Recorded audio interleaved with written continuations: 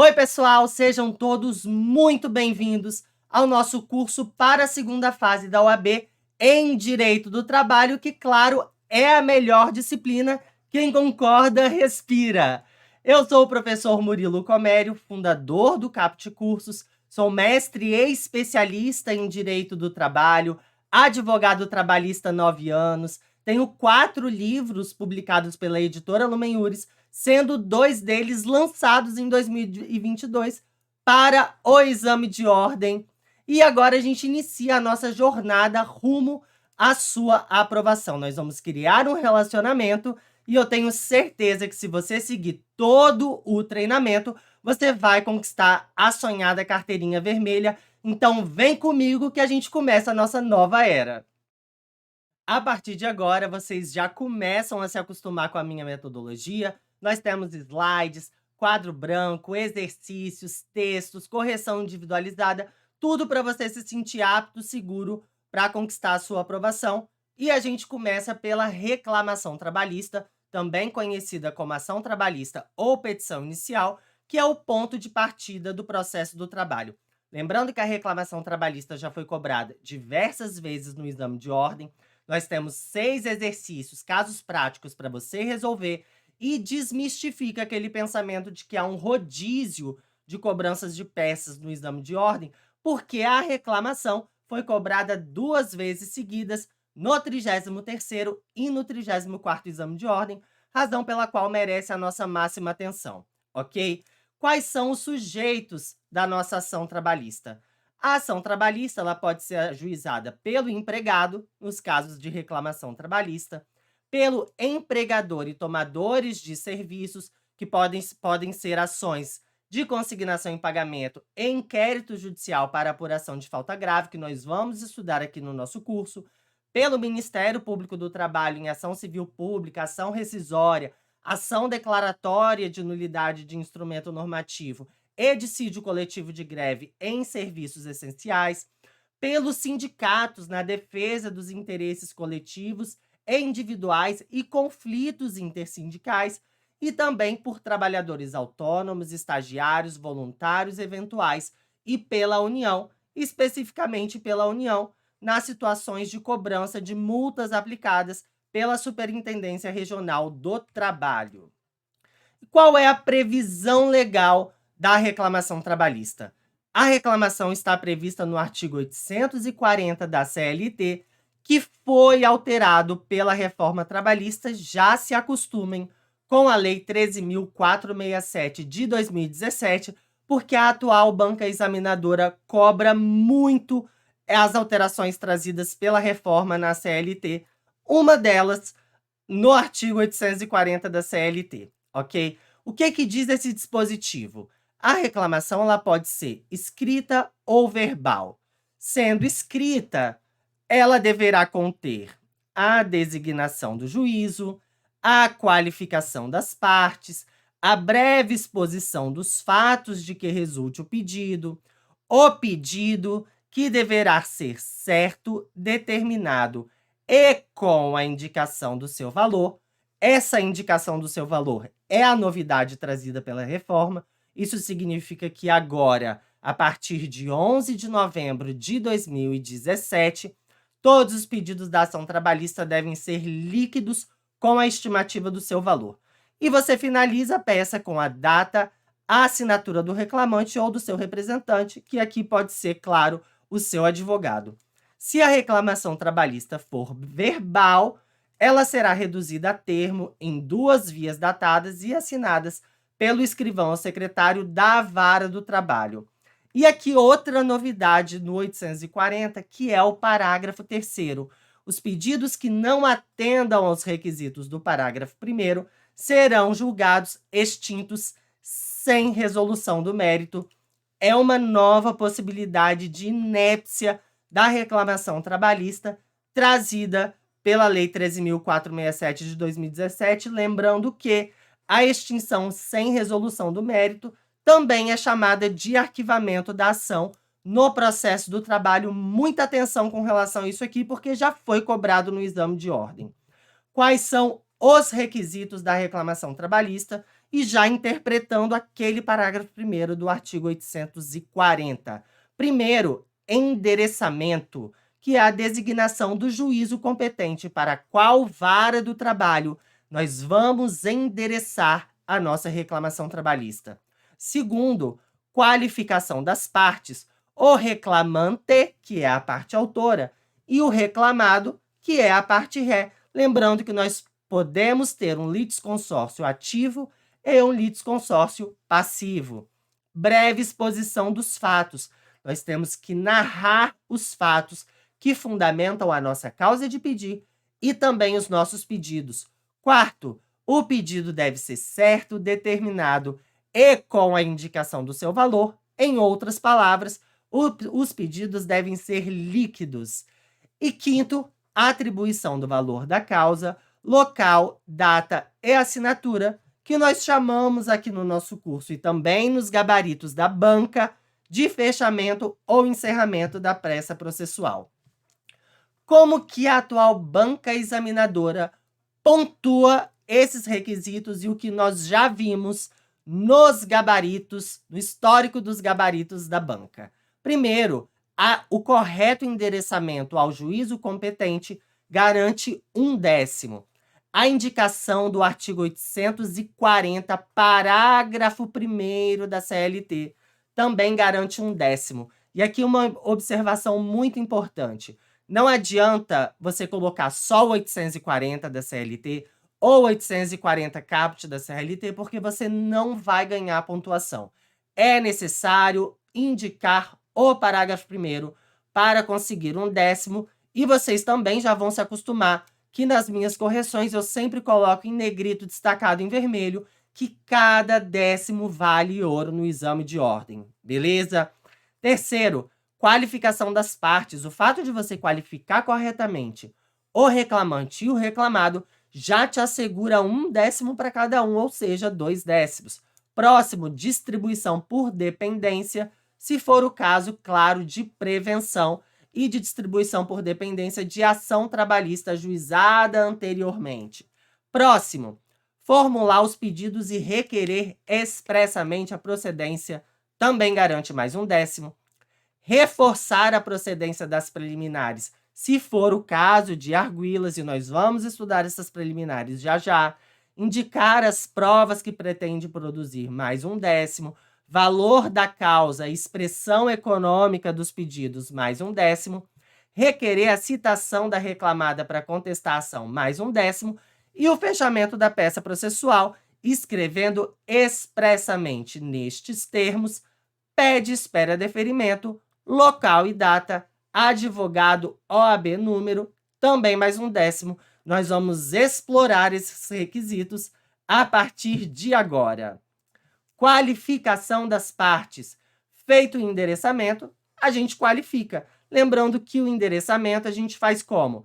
Ao douto juízo da vara do trabalho D, que é o local da prestação de serviço. E aqui já fica um combinado entre nós dois.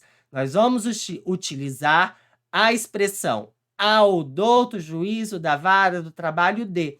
Tudo bem que na prática forense é correto também usar excelentíssimo senhor doutor juiz do trabalho da vara do trabalho D.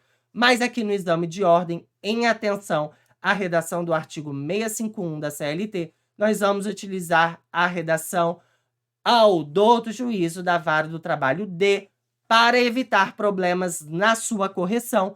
Vamos aprovar sem a necessidade de interposição de recursos, beleza?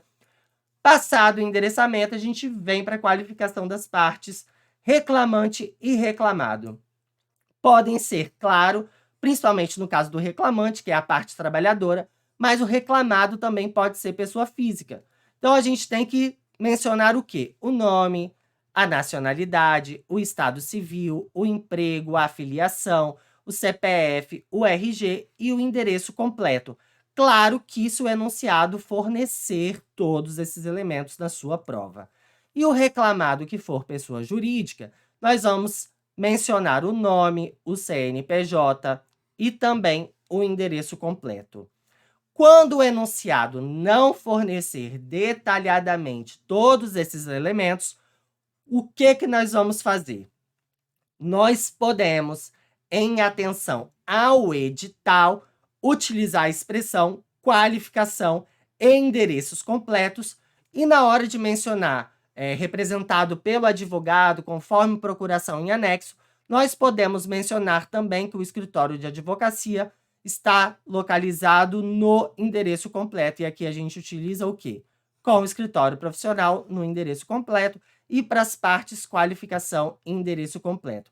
Lembrando que também é possível utilizar RG 3 pontinhos, CPF 3 pontinhos, porque o edital autoriza o uso de reticências quando não houver informação no enunciado, ou também XXX, beleza? São essas 3 possibilidades: expressões genéricas, reticências ou XXX. Claro que qualificação e endereço completo é muito mais rápido e você também economiza linhas, ok? Indicação e fundamentação legal da nossa reclamação trabalhista. Reitero que, se cair reclamação na sua prova, é necessário indicar o artigo 840, parágrafo 1º da CLT. Se colocar o 840, não vai pontuar. Se colocar o caput, não vai pontuar. Se colocar o parágrafo 2º, não vai pontuar. Se colocar o 3º, também não vai pontuar. Tem que mencionar expressamente o parágrafo 1º para garantir 1/10 na sua correção. E claro também que nós vamos utilizar a expressão reclamação trabalhista. Próximo.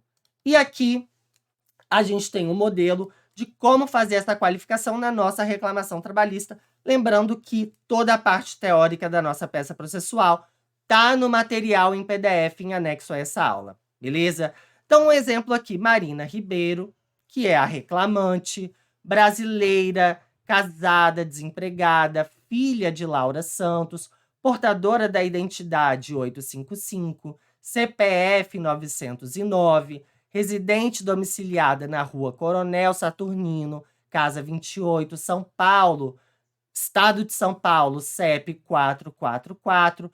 Aqui foram elementos trazidos expressamente pelo enunciado. Isso aqui não foi inventado, foram informações extraídas da questão da OAB. Vem respeitosamente perante Vossa Excelência, por meio de seu advogado infrafirmado, nos termos da procuração em anexo, com o escritório profissional no endereço completo, situado no endereço completo, aqui já podemos utilizar uma expressão genérica, onde recebe intimações e notificações, propor com fulcro no artigo 840, parágrafo 1º da CLT, reclamação trabalhista em face de malharia fina limitada. Aqui nós estamos falando da parte reclamada, e aqui em cima da parte reclamante. Pessoa jurídica de direito privado, inscrita no CNPJ sob o número 3 pontinhos, porque não tinha o número do CNPJ no enunciado, localizada na cidade de São Paulo, pelas razões de fato e de direito a seguir expostas. Isso aqui, pessoal, já garante para vocês 1/10 pela qualificação da reclamante, 1/10 pela qualificação da parte reclamada, 1/10 pela indicação do 840, parágrafo 1º da CLT, além também de 1/10 pelo correto endereçamento. Então, só na primeira página da nossa reclamação trabalhista, nós temos 1, 2, 3, 4 décimos, pelo menos, na sua prova, sem contar que você está acertando a peça processual, o que garante a correção dela, ok? É possível também suscitar preliminares de mérito na nossa reclamação trabalhista. Como o próprio nome já sugere, é uma matéria que antecede o mérito da nossa peça processual. No direito processual do trabalho, quais são as preliminares de reclamação trabalhista mais comuns? São aquelas que versam sobre tramitação preferencial do feito ou tramitação prioritária, são expressões sinônimas. Primeira, quando for parte ou interessada, pessoa idosa com idade igual ou superior a 60 anos, nos termos do artigo 61 da Lei 10.741/2003 e também o artigo 1048, inciso 1º do Código de Processo Civil, que é aplicável ao processo do trabalho de maneira subsidiária, em atenção ao artigo 769 da nossa CLT. Segundo, prioridade de tramitação quando a parte for portadora de doença grave, também de acordo com 1041, inciso 1º do CPC, quando a parte for pessoa com deficiência, nos termos do artigo 9º, inciso 7º da Lei 13.146 de 2015, e, por fim, aqui na quarta opção, quando o dissídio, que é a nossa ação, versar exclusivamente sobre pagamento de salário e aqueles que derivarem da falência do empregador, que são matérias que necessitam de um julgamento mais célere. Também é possível arguir antecipação dos efeitos da tutela, que antecede o mérito. Não é uma preliminar de mérito, mas é uma antecipação do mérito. Aquela matéria será discutida no mérito da reclamação trabalhista, mas chega ao juiz do trabalho para o julgamento logo quando a reclamação trabalhista é distribuída.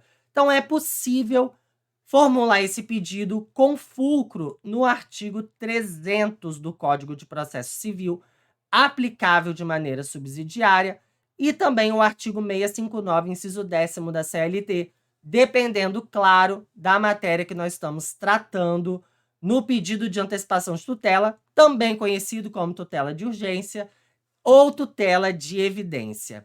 E aqui são 2 requisitos para a gente requerer esse pedido. Primeiro, a probabilidade do direito, que antigamente era conhecida como verossimilhança das alegações, e também o perigo de dano ou perigo da demora, em latim chamado de periculum in mora, ok? É muito comum na Justiça do Trabalho formular pedido de antecipação de tutela quando aquele empregado é detentor da estabilidade provisória e pleiteia a reintegração no emprego.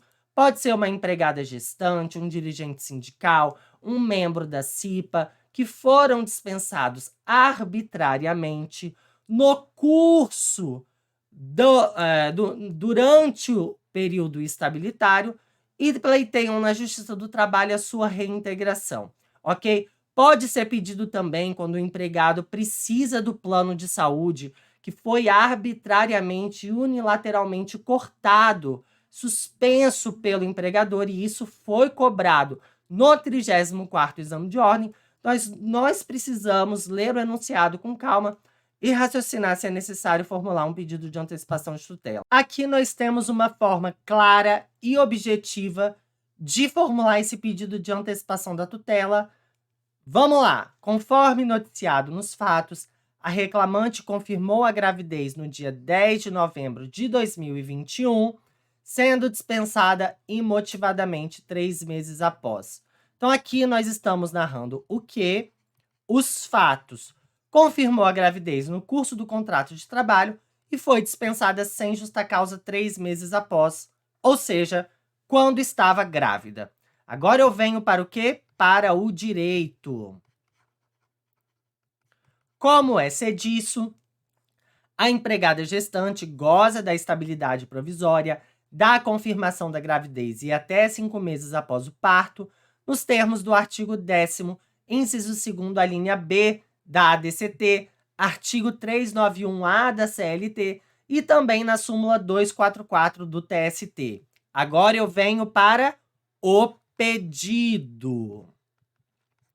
Diante disso, requer-se com fulcro no artigo 300 do CPC, que deve ser indicado para ganhar 1/10, a antecipação dos efeitos da tutela para reintegrar a empregada no emprego sem prejuízo do pagamento dos salários e verbas trabalhistas do período entre a extinção do contrato de trabalho e a efetiva reintegração. Vocês veem que a gente formulou aqui um tópico pequeno, economizando linhas e, ao mesmo tempo, atendendo aos requisitos do gabarito da banca examinadora, ok? O próximo passo é a gente entrar no mérito da nossa reclamação trabalhista, que é onde nós vamos fundamentar o direito daqueles fatos que foram narrados. E como que eu sugiro formular essas causas de pedir da reclamação trabalhista? Você vai abrir um tópico para cada pedido, para cada direito, você vai narrar brevemente o fato, passa para o direito e finaliza com o pedido. Então, isso pode ser em 2 ou 3 parágrafos. Primeiro, os fatos. Segundo, a causa de pedir, que é o direito. E terceiro, o pedido. Então, se a gente tem um pedido de horas extras, nós vamos narrar os fatos das horas extras, fundamentar o direito às horas extras e finalizar com o pedido de condenação ao pagamento das horas extras com um adicional de 50%. Beleza? Então, é imprescindível que estabeleça tópicos para cada fato e para cada causa de pedir, respeitando-se, é claro, as regras da nossa gramática portuguesa e uma excelente estrutura de redação, o que nós vamos trabalhar nas correções individualizadas. Eu corrijo cada linha e vocês vão evoluir muito com o treinamento. Isso é uma excelente forma de você se preparar melhor e também evitar problemas na sua correção. Vamos escrever direitinho, acertar a ortografia, uma caligrafia bacana. Tudo isso é um passo importante para a sua aprovação, ok? E aí, os tópicos eles devem ser escritos de maneira objetiva, explicando o fundamento legal que embasa o fato e o pedido. E por que eu digo isso? Porque existe um limite de linhas na nossa prova. Então, a gente precisa economizar linhas para conseguir colocar todos os pedidos na reclamação trabalhista e também para administrar o nosso tempo de prova, ok? Lembrando que não basta só a indicação do dispositivo legal. Nós temos que narrar os fatos e oferecer uma breve explicação do direito. Só colocar de acordo com o artigo tal da CLT não vai garantir a sua pontuação. E transcrever aquele artigo também não garante a pontuação. É necessário fazer uma breve explicação, ok? Lembrando, e aqui um tópico de atenção, a banca da FGV é extremamente literal e objetiva na correção. O que eu quero dizer com isso? É muito importante respeitar as nomenclaturas, os institutos de direito do trabalho e as previsões da lei. Você pode escrever o que for na sua peça. Se você não colocar determinado termo já conhecido em gabaritos passados, é muito provável que você não ganhe a pontuação, ok? E aí a gente precisa entrar com recurso e é isso que nós vamos evitar a partir de agora, ok? Sinônimos não previstos em lei podem zerar a sua pontuação. Não significa que isso vai acontecer, mas é uma possibilidade sim, que já foi vista diversas vezes em exames passados. Como que nós podemos estruturar o mérito da nossa reclamação trabalhista? E aqui nós temos um pedido de horas extras. Aqui no primeiro parágrafo nós temos os fatos, no segundo nós temos o direito e no terceiro nós temos o pedido. Então vamos lá. O reclamante, e aí a gente coloca aqui o título que é extremamente importante. O reclamante foi contratado pela reclamada para trabalhar de 8 às 17 horas, de segunda a sexta-feira, com 1 hora de intervalo intra-jornada. Aos sábados, trabalhou de 8 a meio-dia, perfazendo assim 44 horas semanais. Contudo, durante a vigência do contrato de trabalho, o reclamante laborou em sobrejornada, ou seja, além da jornada, trabalhando até às 19 horas de segunda a sexta-feira, sem receber pelas horas extras devidas. Então, os fatos desse pedido são a jornada de trabalho contratual e a jornada de trabalho efetivamente cumprida pelo reclamante no curso do contrato de trabalho. Venho para o direito. Como é sabido, o artigo 58 da CLT e o artigo 7º, inciso 13º da Constituição Federal, estabelecem que a duração normal do trabalho não excederá a 8 horas diárias e 44 horas semanais, sendo devido o pagamento das horas extras, com acréscimo de 50% diante do trabalho em sobrejornada. Passo para o pedido. Diante disso, considerando que o reclamante cumpriu horas extras, requer-se a condenação da reclamada ao pagamento das horas extras devidas, com o acréscimo do adicional de 50%, nos termos do artigo 59, parágrafo 1º da CLT e artigo 7º, inciso 16º da Constituição Federal. Se as horas extras forem habituais, nós também vamos pedir os reflexos.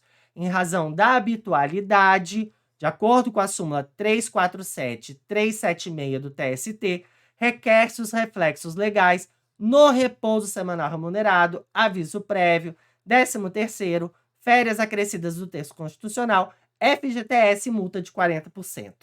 Essas são as principais verbas trabalhistas que nós pedimos os reflexos quando determinada parcela trabalhista possui natureza salarial, que é o caso das horas extras. Pela teoria do efeito expansionista circular, a parcela trabalhista de natureza salarial reflete sobre as demais verbas trabalhistas. Temos que decorar isso a partir de agora. Repouso semanal remunerado, aviso prévio, 13º, férias mais 1/3, FGTS e multa de 40%.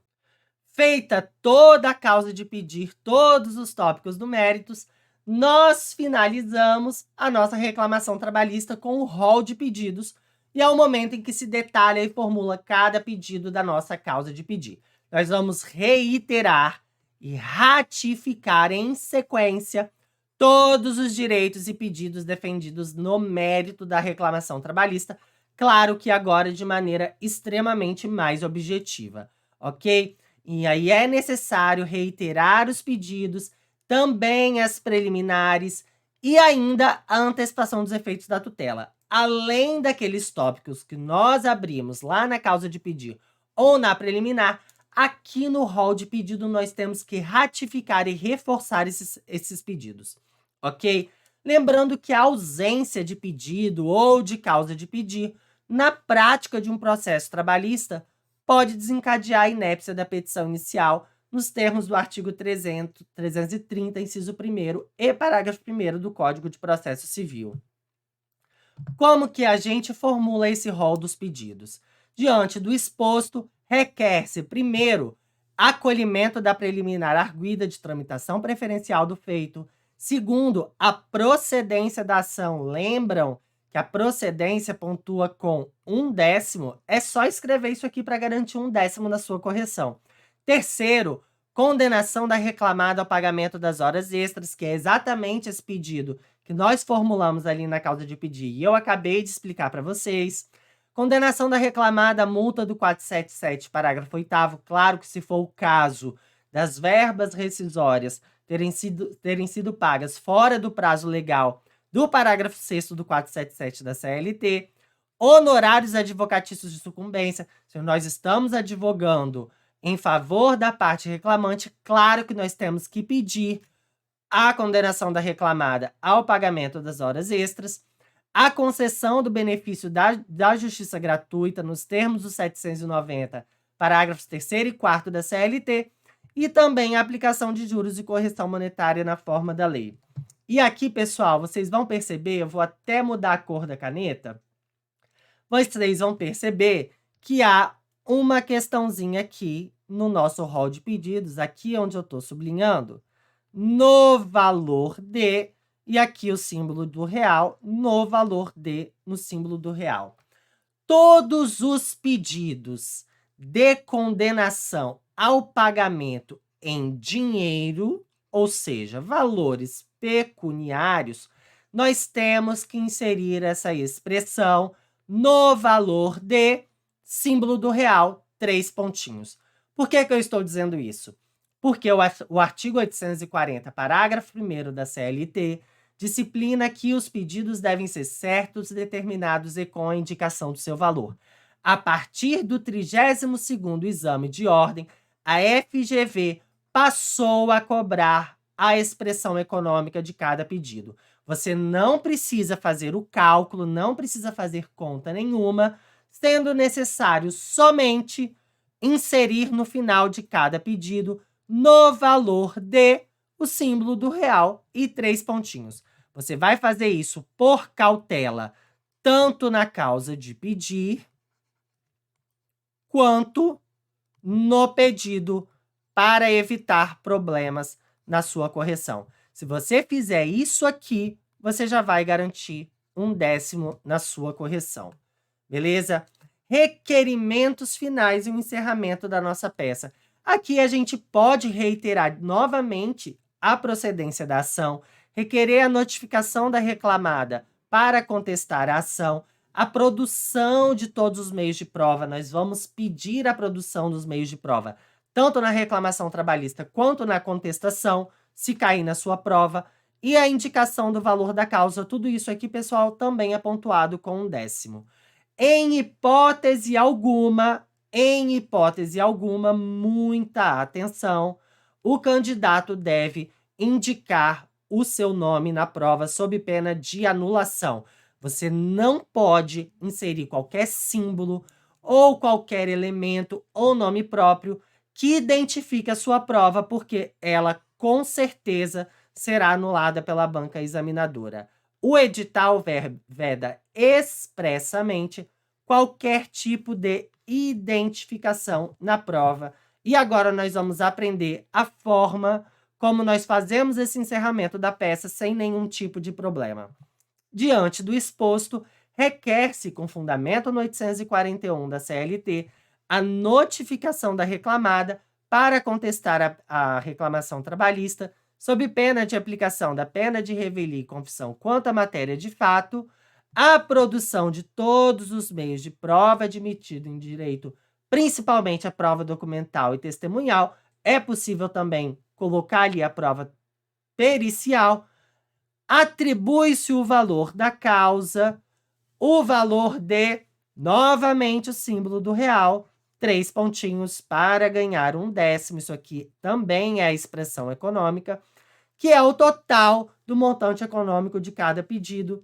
E agora a gente fecha a nossa peça, sem qualquer tipo de problema e identificação de prova.